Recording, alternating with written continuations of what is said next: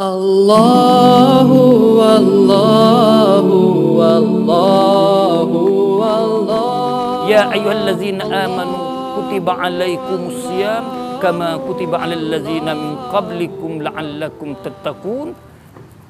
Jadi Allah Subhanahu wa taala perintah ke ibadat puasa kepada umat-umat Nabi Muhammad sebagaimana Allah Subhanahu wa taala perintah ibadat puasa kepada umat-umat Nabi yang dahulu.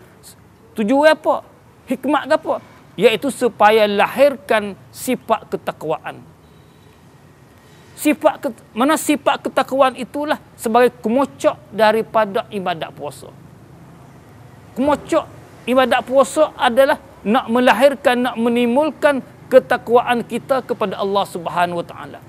Sebab itu banyak setengah daripada hikmat-hikmat yang Allah Subhanahu wa taala perintah ke puasa lain daripada supaya lahirnya takwa kita kepada Allah Subhanahu wa taala. Di antaranya hikmat yang Tuhan perintah supaya mana?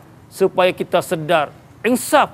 Sekiranya kita ni orang kaya, orang lebih, boleh apa saja nak makan dan sebagainya, maka dengan ibadat puasa kita lapar, kita dahaga, tak dapat makan minum, sama dengan orang miskin tak dapat makan minum. Jadi puasa sama daripada naik fajar hingga sampai jatuhnya matahari. Jadi sama-sama kita lapar, sama-sama kita dahaga. Sekalipun kita kaya, ada harta yang banyak. Supaya apa? Hikmah daripada puasa inilah orang yang berpuasa dapat insaf, dapat sedar dirinya bagaimana orang yang susah, orang yang payah, orang yang fakir tak dapat makan minum. Dengan puasa itulah sekalipun dia kaya, dia puasa sama dengan orang miskin. Daripada naik fajar hingga sampai jatuh matahari, dia boleh ada perasaan lapar dahaga, insaf sedar kepada fakir miskin. Begitulah orang fakir miskin tak dapat makan, tak dapat minum kerana kesusahan dan kepayahan dan kemiskinannya. Jadi orang kaya boleh sedar, boleh khabar.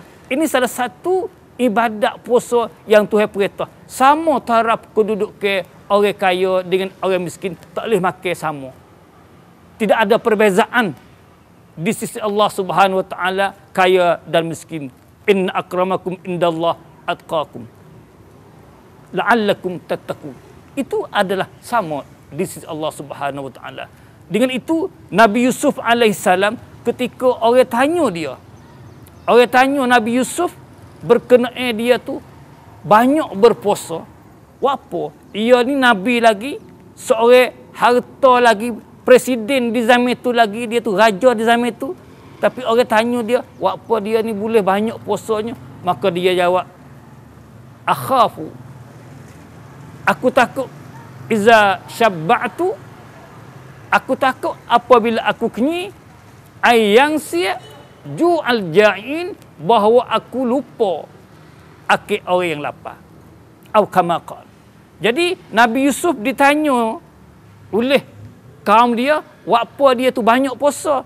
Maka dia jawab kata, aku takut bahawa apabila aku kenyang, aku lupa kepada orang-orang yang lapar. Ini dikatakan hikmat perintah Allah Subhanahu wa taala di atas amalan berpuasa supaya orang kaya raya itu insaf, sedar diri dia terhadap fakir miskin. Dengan kesedaran itulah dia ada perasaan, berasa nak derma, berasa nak sedekah kepada fakir miskin dengan kekayaan yang ada pada dia. Ada perasaan nak sedekah, nak derma. Ini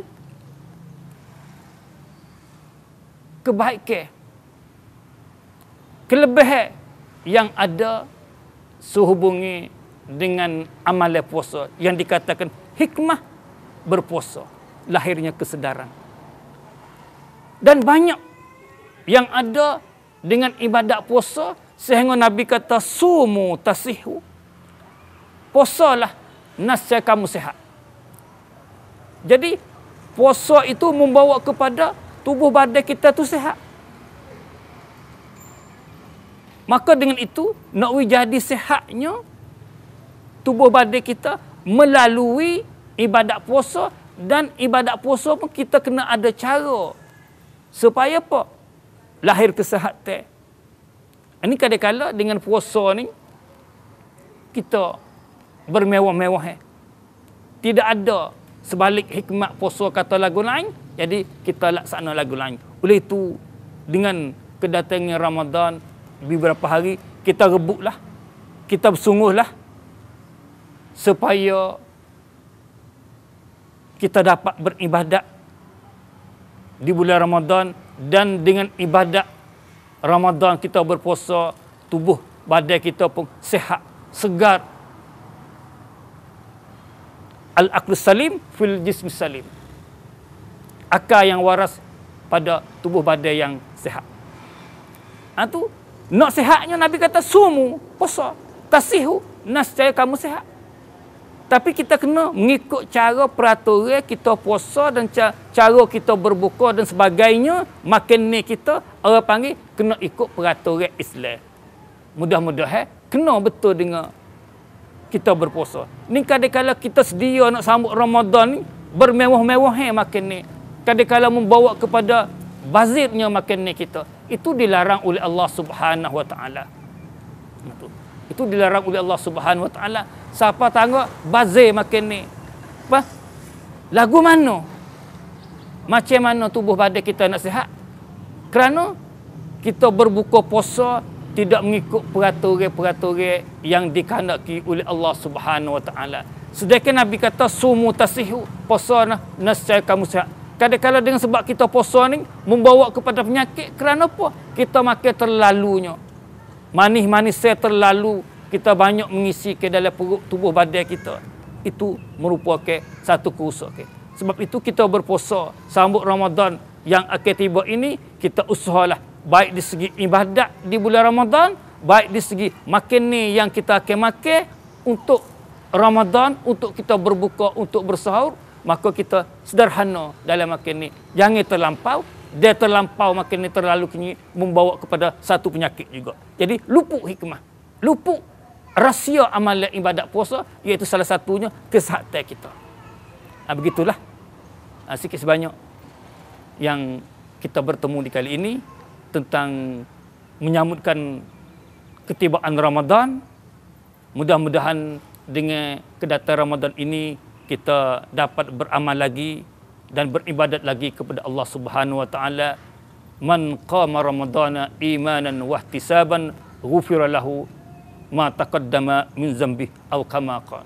Siapa-siapa beribadat di bulan Ramadan dengan penuh keimanan dan penuh keikhlasannya, maka dia dapat keampunan dari Allah Subhanahu Wa Taala daripada dosa-dosa yang telah lalu. Insya-Allah kita sama-sama berdoa sekali lagi dapat kita menyambutkan Ramadan di tahun ini dengan penuh keikhlasan, dengan penuh ibadat kepada Allah Subhanahu Wa Taala. Maka di akhir ini saya sudahi dengan lafaz yang mulia, aqulu qawli hadza wastaghfirullah azim li wa lakum. Wassalamualaikum warahmatullahi wabarakatuh. Wallahu wallahu wallahu